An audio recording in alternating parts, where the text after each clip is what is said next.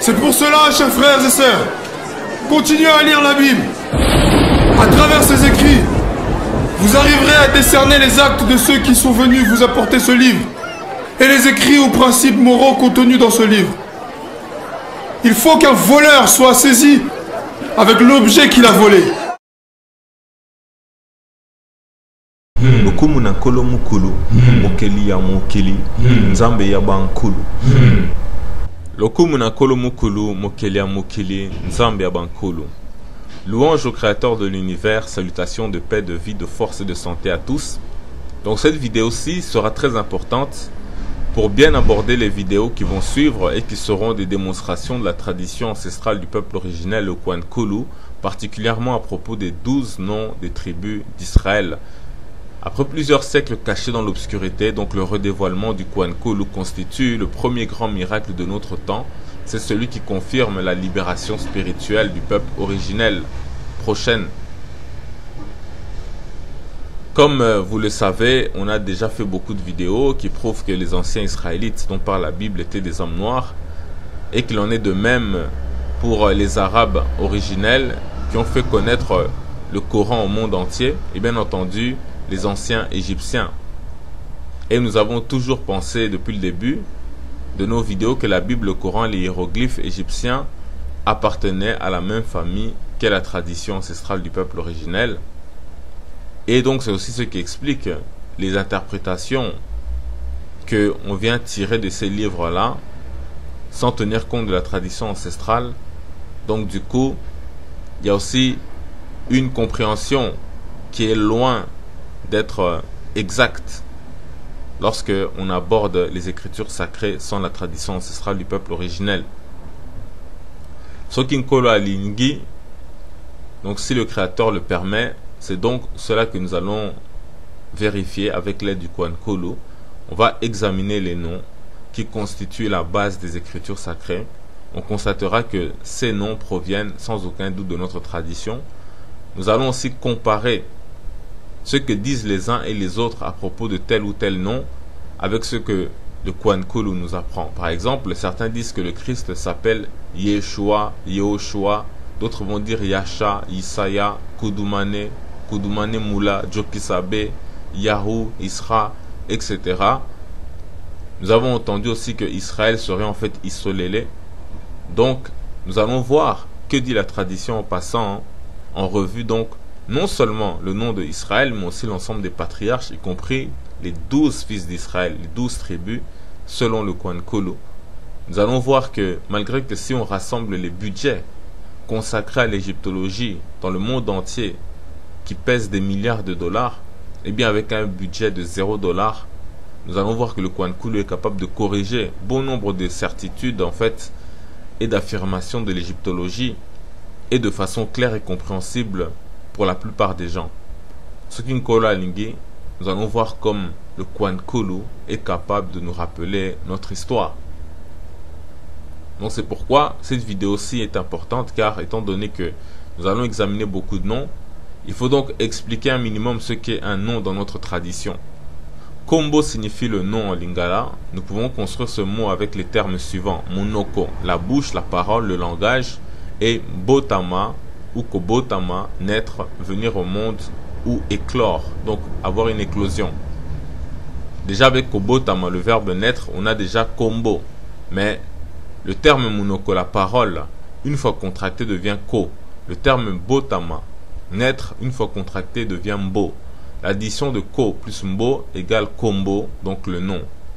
Ainsi dans son étymologie, Kombo ou le nom fait référence à une parole qui est prononcée à la naissance ou à la création d'une personne, voire d'une chose.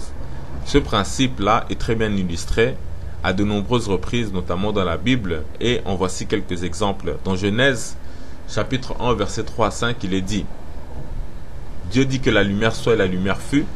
Dieu vit que la lumière était bonne, et Dieu sépara la lumière d'avec les ténèbres. Dieu appela la lumière jour, et il appela les ténèbres nuit. Ainsi lut un soir et lut un matin, ce fut le premier jour.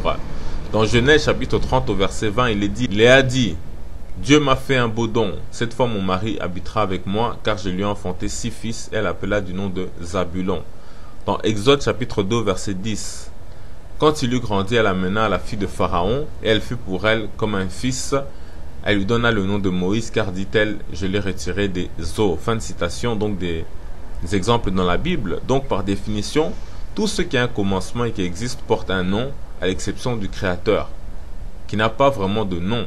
Le Créateur porte des noms symboliques ou des titres qui font référence aux réalités que nous connaissons ici-bas sur Terre. C'est pourquoi donc Nkulu, un saint ancêtre, est confondu avec Nkolo, qui signifie Dieu, le Très-Haut ou bien le Seigneur, de même que on va dire que Dieu le Créateur est le roi des rois, Mokonzi Abakonzi, etc. Azankumu.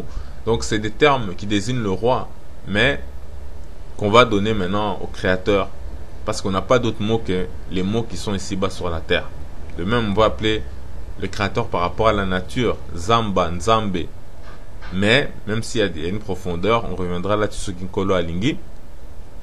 Mais donc le nom Kombo peut aussi faire référence à une naissance symbolique, par un surnom, par une initiation, par un couronnement ou un statut d'élévation, et ainsi de suite. Et pour ça, on peut citer le cas de Abraham et de son épouse Sarah, autrefois respectivement Abraham et Sarah.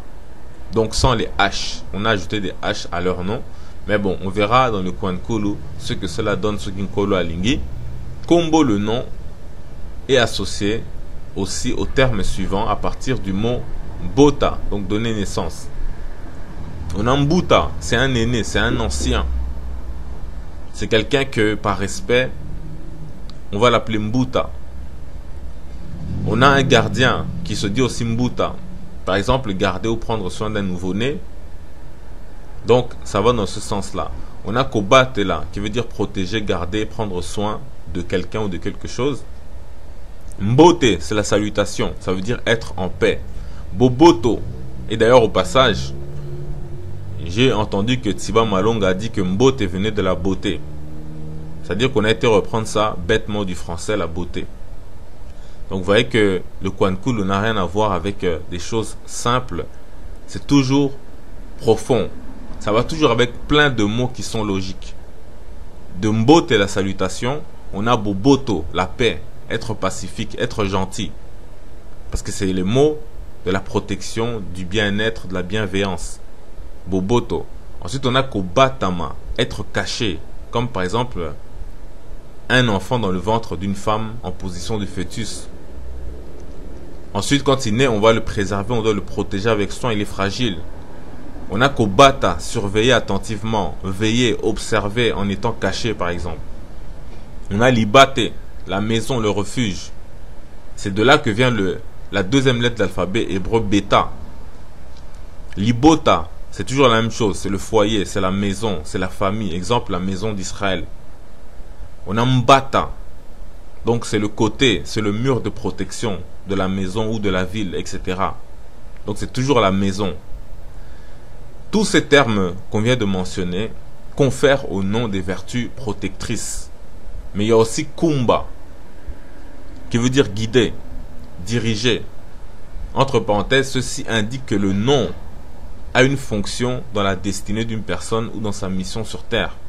Et une mission, c'est une charge, c'est un poids. Donc on dit Mokumba. Mokumba, donc la charge, le fardeau, c'est aussi la grossesse de la femme qui porte donc ce poids-là sur elle. Et enfin, on a Kembo, la gloire, la renommée.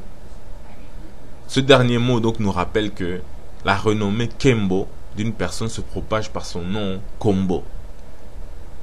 On aurait pu ajouter d'autres choses, mais c'est déjà assez pour dire déjà que il est important seulement de rappeler au final que l'océan se dit Mbu, car il rappelle le Mbu, donc l'océan primordial d'où naissent les divinités que les égyptologues appellent le Nun ou Mu ou Mbu, parce qu'en vérité il y a Nun mais aussi il y a aussi Mu dans les hiéroglyphes selon les égyptologues, mais nous on sait que c'est Mbu.